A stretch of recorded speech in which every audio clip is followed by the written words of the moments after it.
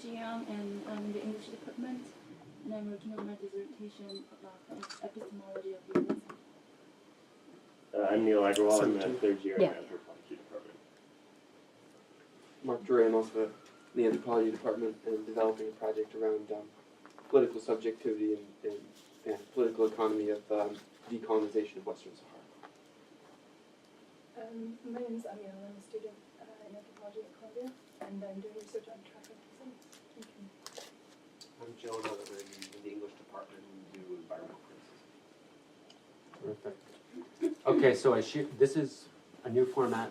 We're kind of making it up right now. Achille and I talked about it over breakfast, and we wanted a kind of informal back and forth conversation, but we also know that we didn't want him to prepare anything extra or ask people to read more. So we're going to put some stuff on the table first.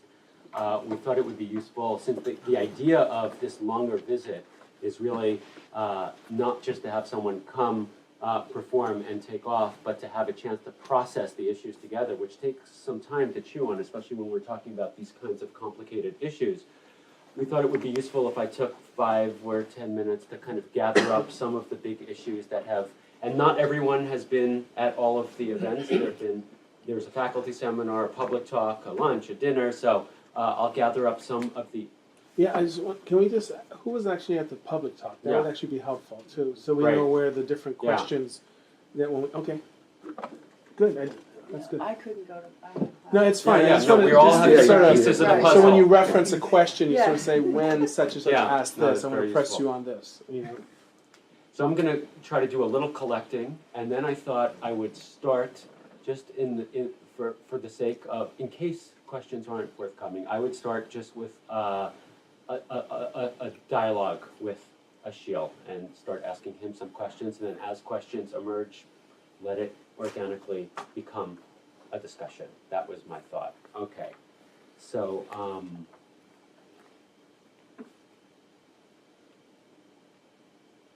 okay, well, I guess it was, a set of very rich and stimulating discussions at the seminar and the lecture. And really the big issue, obviously, that you've put on the table is the challenging and agonizing process that we've been discussing of creating a post-racial and plural democracy in South Africa after apartheid. Although we read a lot of different things and your talk moved in yet another direction, Achille, you suggested that despite the barriers, the taxonomies, the divisions that characterized apartheid society, blacks and whites were still, through that process, or despite that process, really entangled with one another, implicated in very deep ways in each other's lives. And one of the important points you made is that entanglement and implication would not simply cease to exist, could not just be undone by political liberation. That came up in the talk yesterday. And you also mentioned, in a very provocative move, that we have to remember that these practices of racial violence and oppression that so harmed blacks also deeply damaged whites in different kinds of ways. Obviously, it was an asymmetrical situation, but that has to be part of the calculus of imagining a post-apartheid future. And really, in a way, I think, or it seems to me, that all of the essays we've read and your talk kind of draws our attention to this monumental challenge in South Africa of how to transform that anguished entanglement into what you've been calling a form of mutuality that could serve as the ground for democracy, or what you've been calling an ethic of common life. And I was very moved and struck in the seminar yesterday by your formulation, where you said that unless that mutuality is harnessed, is found, is built upon, the human cannot be salvaged. It's a very strong and powerful statement, without which the human cannot be salvaged. So I would say, in a very general way, your interventions and our discussions reminds us not only about the kind of very exceptional and particular and difficult history of South Africa, but that South Africa, in so many ways, as we know, has become this laboratory for exploring the limits and the potentialities of 21st century democracy, of post-colonial democracy. And South Africa is an exceptional place, as we talked about, but also a place where those promises and contradictions of new forms of plural or post-colonial democracy are especially sharp. They're in high relief. The stakes are high. The struggles are quite immediate. So that's my sense of some of the big issues you drew our attention to, and it seemed to me that if I could collect a lot of the discussions or synthesize some of the big questions that have been floating around our formal and informal discussions, they would include whether mutuality, the mutuality you're talking about, requires a universal or a priori conception of the human, whether commonality requires or presupposes a recognition of sameness or not. You know, we're talking about that important distinction between commonality and sameness. Your work in these last few days and discussions and presentations also push us to think about how to conceptualize new forms of post-colonial democracy, emancipation, freedom, that also recognizes directly the extreme forms and processes of social polarization that obviously continues to haunt and characterize social life in South Africa today. And you spoke very also powerfully and movingly about these processes that are making populations superfluous, that are treating peoples as waste, that are squandering lives. Those were big keywords for you. So that challenge of kind of imagining democracy while also remaining open-eyed about those forms of social stratification is a huge challenge that you've kind of dropped in our laps the last 2 days. And linked to that, and a lot of the questions kind of flowed along these lines, was how are we to try to begin accounting for the powerful material forces that are producing these forms of social and economic domination, if we also, on some level, recognize or feel or fear that the category class just is not quite adequate to grasp them. This came up at least 3 different times and informally. So it's not about talking about politics instead of socioeconomic divisions, but it's about talking about socioeconomic divisions in relation to these political struggles while recognizing that class may not be able to do the work it once did or we'd like it to do, or so that's a big kind of question. And I guess the last question, not for you, but that your work raises for us, is the interesting point you made, not only the obvious one about the gap between the truly radical character of the South African Constitution and the failures or impasses of liberation, and we're familiar with that kind of dynamic, but if I heard you correctly, you were saying, nevertheless, we cannot underestimate or dismiss or do without that radical constitution. And that's a really interesting kind of position to start staking out. Of course, the lived reality of social relations in South Africa doesn't correspond to that constitution. That constitution means something, and it's not just symbolic. That there's, well, I won't answer for you or for us, but I think that's certainly something that has been percolating for me. And then to kind of step back from the questions, to kind of thinking about what your work and these presentations have kind of helped us with. I was very struck by the way you boldly argued that critical thinking and political imagination are crucial as anything else for the work of overcoming some of these impasses and contradictions. And I think for a group like this, thinking about globalization and social change and political futures, I was really struck by the way that your this concrete case of South Africa leads you in a very organic and seamless way into seemingly abstract territory, right? Your work kind of goes from, as we were talking about yesterday, toilets and waste and public services and clean water and electricity and housing to what might seem like very abstract categories from political philosophy or critical theory. Some of your keywords are superfluity and vulnerability, but also transformation, reconciliation, fairness, justice.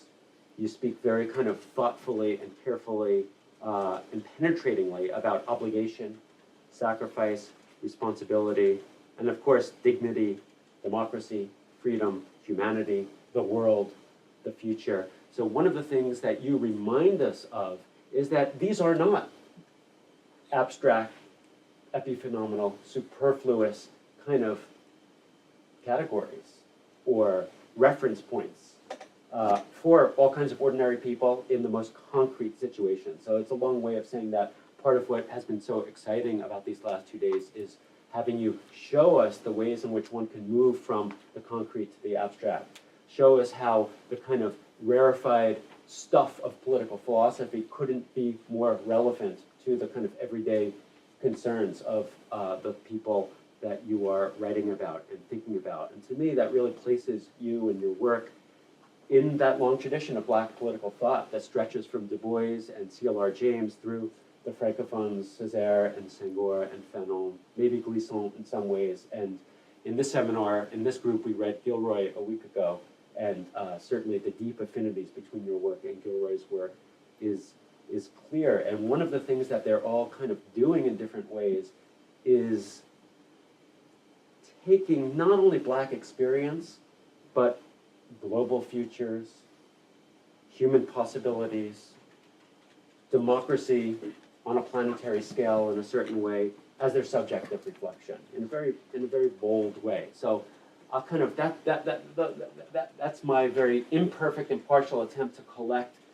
some of what I think you've been trying to do, or I've learned from you over the last couple of days. And I guess in terms of beginning a dialogue, maybe the first thought or question I had for you was, I know that many of us in the room here struggle with this idea of how to kind of keep in our mind, on the one hand, these kind of close attention to these dehumanizing practices, violence, social oppression, social domination, colonial racism, and on the other hand, this kind of openness to the big categories that you're not ashamed to use: critical humanism, cosmopolitanism, freedom, democracy. And it's hard to even keep them straight in one brain, let alone find a kind of political or analytic framework within which both sides of that kind of make sense or actually are related to one another. And I know it's a big question, but I'm wondering if you could kind of just share a little bit or think out loud a little bit about how you've negotiated those two sides, if that makes sense as a question. First of all, I have to thank you for what is a very coherent and very rich summary of some of the conversations we have had since yesterday. And I also have to thank you for the gift you have in pointing your finger to those areas that opens up for space for further reflections. So I'm very grateful for that. You see, look, and I have been living my life in South Africa for the last 11 years. I've lived in many places. I was born in Cameroon. I studied in France. I lived in the U.S. for a number of years, in New York, and then in Washington, D.C., in Philadelphia. And then I decided to go back to Africa, first in Senegal, in Dakar, and then I ended up in Johannesburg. So I spent a huge part of the year in that place. I try to not travel too much between January and September. September, when I come back to the U.S. to teach at Duke University. I taught earlier at University of California at Irvine. And I value that privilege I have to be able to move around, because the world in which we live in is a paradoxical world of movement, but also of immobilization. Not everyone can move around these days.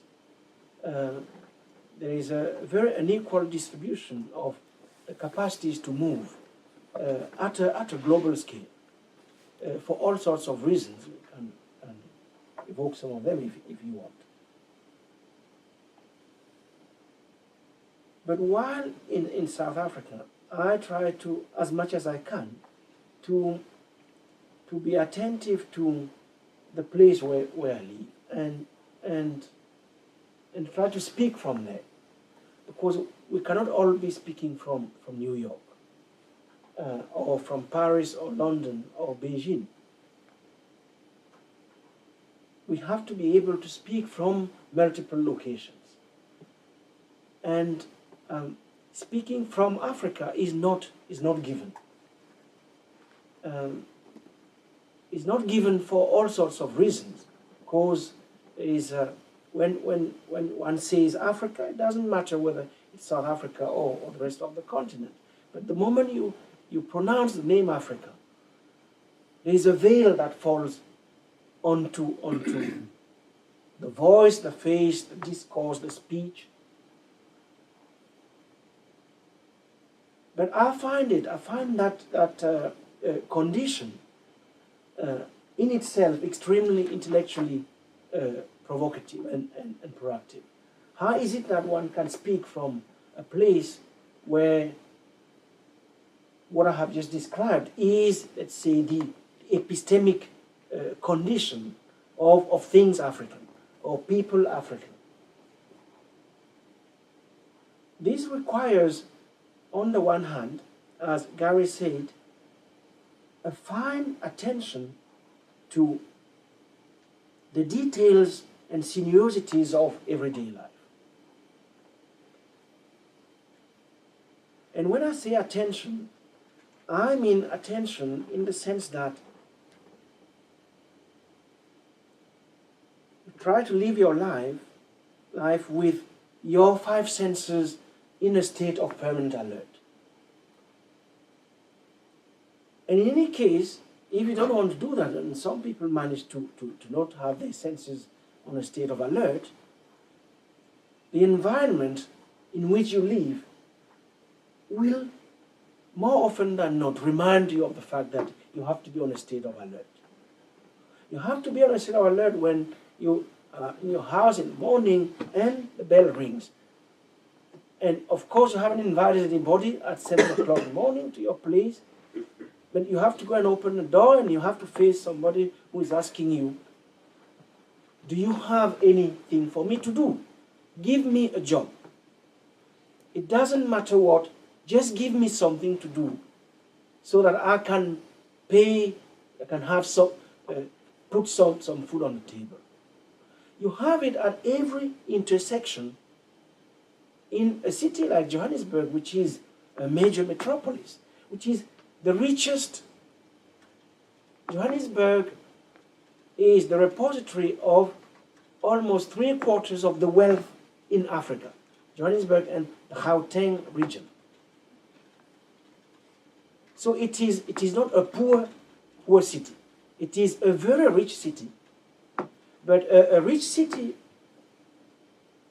in which there are too many poor people, meaning that questions of inequality are absolutely with us. And that at intersections, when you meet poverty, you talk to poor people, either beggars or people who are selling whatever they can sell.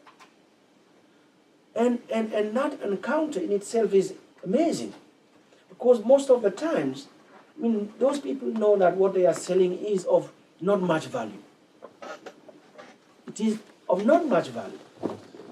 And that you might not even buy it. But that the worst thing you can do is to ignore them. Now, talking to them, responding to this mode of address, which is quite peculiar, in itself is already maybe a bit more than the 2 rands you might pay for some silly thing you will throw in the garbage as soon as you move on. So what I'm saying is that when one lives under those conditions, I don't even talk about, you participate in in social movements, you try to intervene to make change happen. When you live in such an environment and you want to think and speak from that part of the world, you have to deploy all your senses, you have to be attentive to the details, but you also have to be able to, as Gary was suggesting, to speak in a language that can be that can travel to begin with, which means an element of generalization, abstraction, a language that can be translated somewhere else. So you ask me, and I say, okay, yes, therefore, question of attention, question of curiosity, because we are less and less curious, question of imagination, and work on a voice that can have some resonance beyond the location where one works, which necessitates some kind of critical distance vis-a-vis, that thing called Africa, or for this matter, South Africa.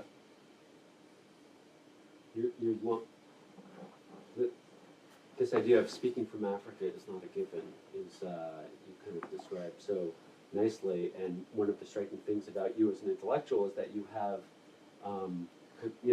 made this decision to live in South Africa and work from there. But I'm also very aware that you have the privilege, the experience, or the burden of moving among very different academic settings in South Africa, in other parts of Africa, in Europe, and the US. And I'm just wondering, around this question about the fact that speaking for Africa or from Africa is not a given, whether different kinds of conversations about Africa, but maybe not only about Africa, kind of start to take place, even in these settings, even in a kind of university setting around the seminar table, if things, kind of the limits and possibilities of talking about Africa from here and talking about Africa in Africa, or speaking from Africa and about Africa, whether things are opened up or closed down or made impossible in the US about these issues, and vice versa in South Africa, for example, or...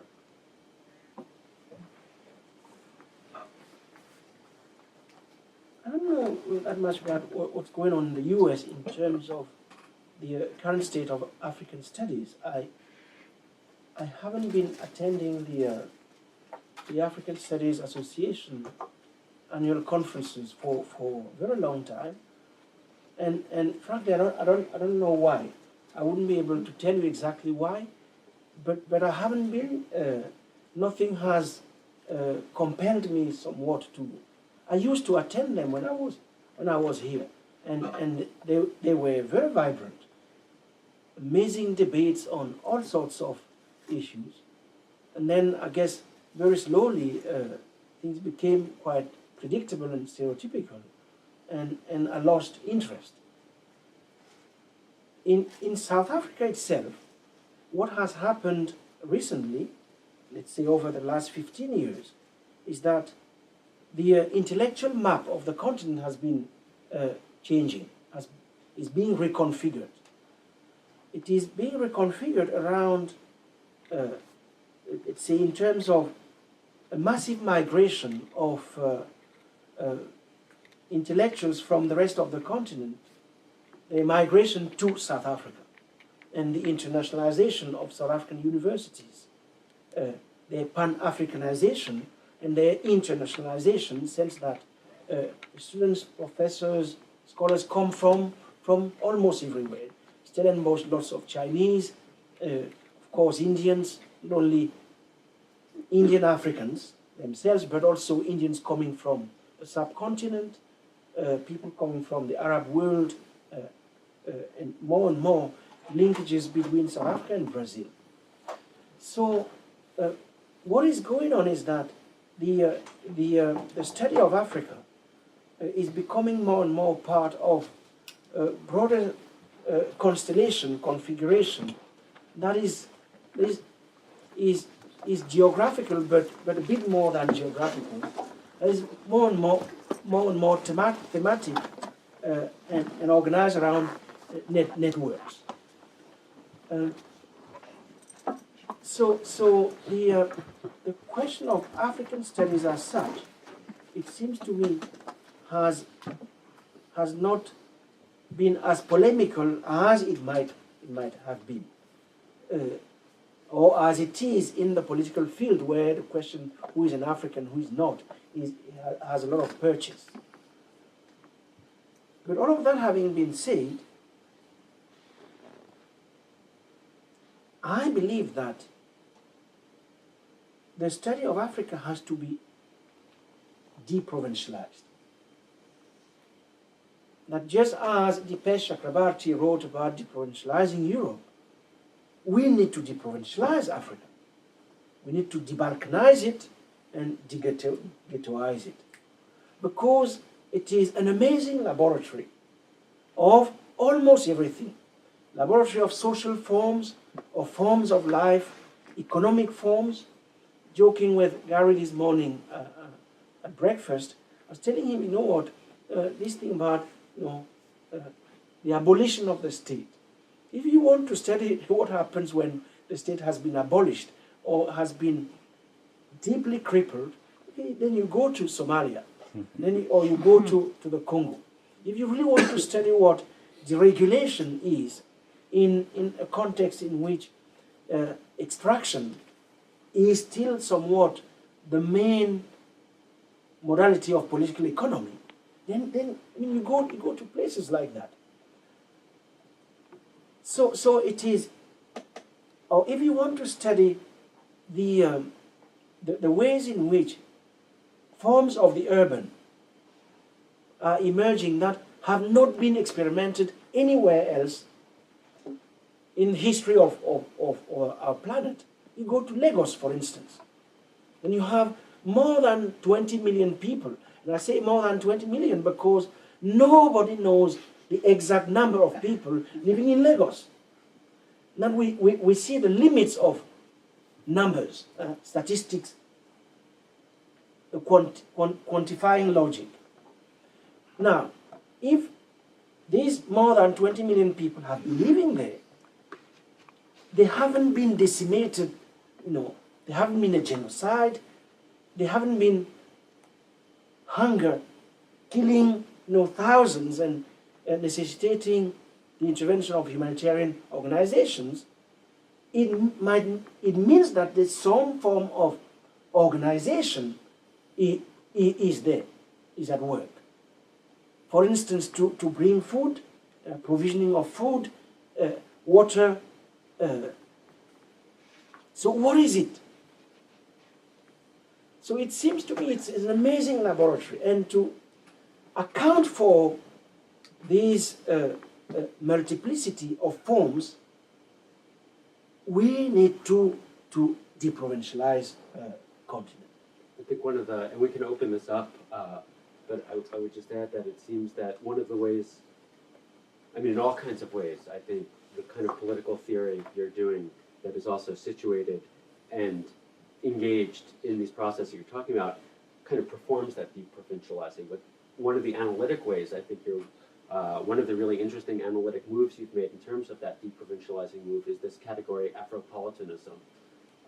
And especially, we read your piece about Johannesburg, and you were just talking about Lagos, and I'm just wondering if you could, for people who haven't read, I think most of that is still in French, and it's enormously interesting and fruitful in terms of moving beyond conventional ways of talking about African exceptionalism, let's say. I think it is in the spirit of this move that you're suggesting we make imaginatively, which is to kind of turn to Africa to understand the contemporary, to understand widespread contemporary processes. And you have written in very provocative and interesting ways about African cities, African societies, and even post-apartheid South Africa, but not only, as kind of having both a long history of what you're calling Afropolitanism, but also kind of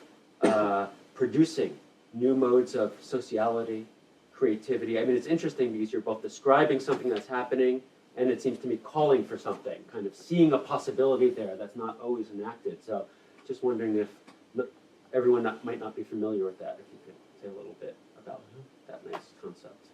Yes, I think you say one thing that is for some of us working from South Africa, extremely important. It's the fact that we understand what we understand by critique.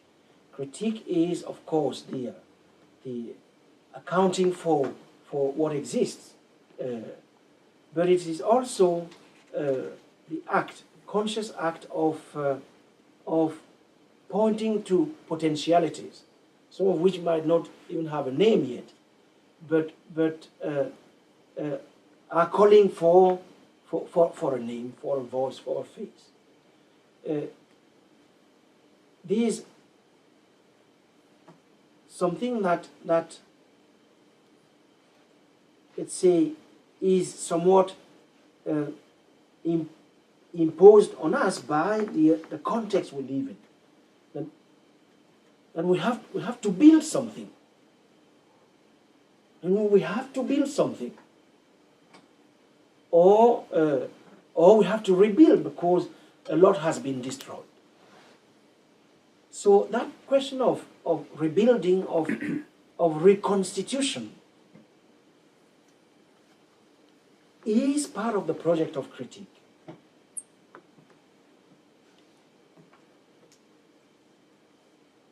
The term afropolitanism has emerged out of the work we have been doing on Johannesburg.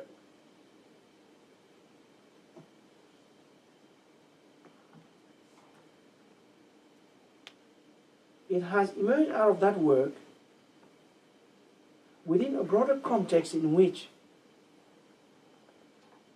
historically, or let's say in the language of modern episteme, Africa has always been written as the sign of difference, of intractable difference. The kind of difference, I mean, you cannot really transcend or subsume. You can read a lot of what is written about Africa. I mean, 98% of what is written about the continent falls within that paradigm of difference.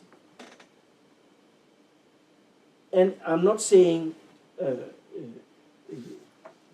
what is written in terms of foreign people writing about Africa. Africans themselves have invested a lot in that paradigm of difference. We do this like this because we are different. We want this kind, we explain our political system, dictatorship, authoritarianism, because no, we are not like you. These are our ways of doing things.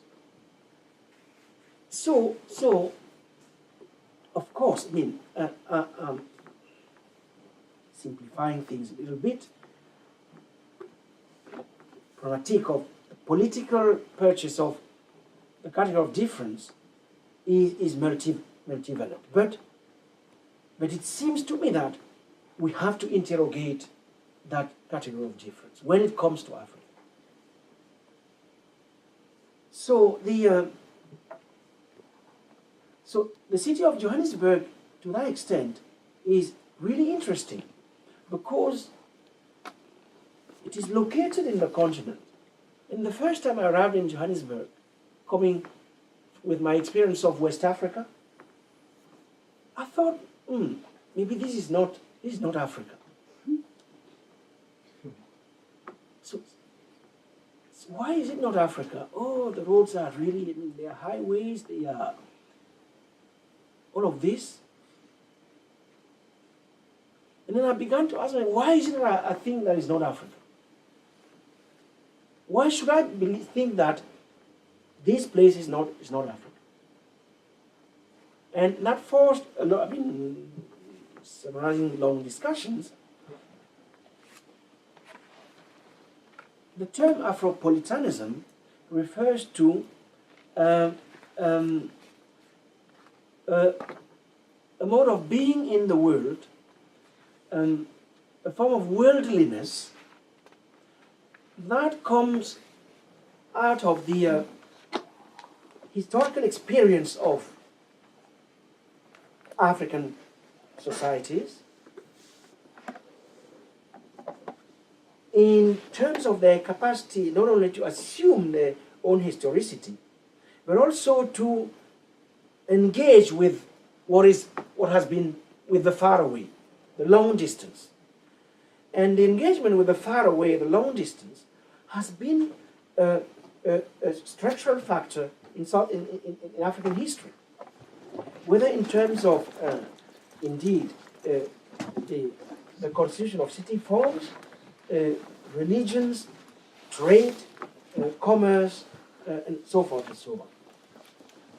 And we see that history of circulation and movement entering a new phase today with a reconfiguration of the geography of the continent. You come to Johannesburg, you go to Lagos, you go to Kinshasa, you go to Dakar. These are places in motion. So the term afropolitanism wants to take seriously that element of motion and that element of worldliness and that element of singularity in the manners in which we fabricate something that is of the world, not a part at all, although it speaks in different vernaculars. And it's an attempt to move away from the paradigm of Africa as the sign of difference, without espousing necessarily the opposite of difference, which is what one would say sameness. We're not talking about sameness. We're talking of a form of worldliness that is actually of the world and not a part from the world. Part of what's so, part of the work that the term does is kind of get us away from the, I think we tend to think of worldly, cosmopolitan, global as like the abstract, the empty, or the European. But certainly like abstract and afropolitanism gets at the kind of concreteness of worldliness, or the concrete cosmopolitan practices, institutions, formations. It's not, social sciences often make this opposition between the local, the concrete, the lived, the global, the abstract, and whatever term you want, cosmopolitan or worldly, and this kind of pushes back against that in interesting ways. But I was going to ask if responding directly to that idea of it being critical of this concept of difference, and not necessarily by espousing sameness. I'm curious to know what the glosses on an a priori definition of the human would mean, because I mean, in as far as what I'm thinking, difference is predicated by defining something. So I mean, you define the human by acknowledging what is the non-human, and of course, I mean, I think there's a bit of a conflict there, because in order to define, I mean, I'm seeing this idea of like wanting to be critical of difference, and yet at the same time, I'm thinking to myself that is exactly what is at stake when we say we need to define ourselves as human, because we need to establish differences. And I guess this idea is coming from Agamben's idea that difference or anthropogenicism, or whatever he calls it, the need to define the human is what ultimately leads to things like the ultimate experimentations of concentration camps or other forms of dehumanization. So the idea of dehumanization coming from an impulse to define the human seems to me to be troubling. I mean, that might be the case. The project some of us are engaged in, its aim is not to define the human, because for us, I mean, it's not.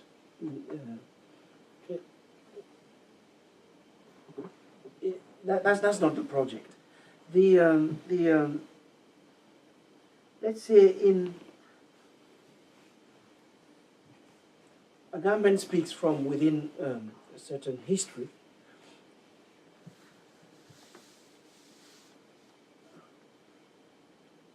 In our case, in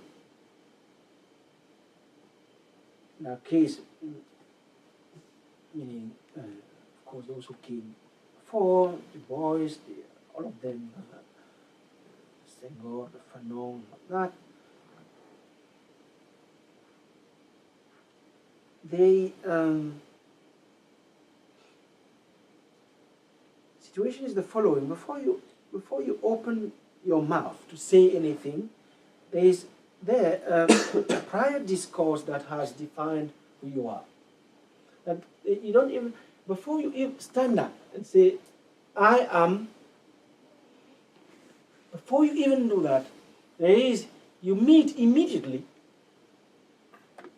a prior existing discourse that has said, okay, you are this, which has forced much of African thought or African-inspired thought to constantly say I am in reference to what the other has said he or she was. And never to engage in an autonomous discourse that is just legitimized by itself, that finds its legitimacy in its own being. So the question of difference is really a question that is somewhat imposed on that thought. And as I was saying, a number of African thinkers have espoused it. They have invested a lot in defining themselves as different. Human, but different. The question of difference arose historically because of the uncertainty about the humanity of black people. I mean, that's, if I can summarize it, that's what it was. We are not sure who they are.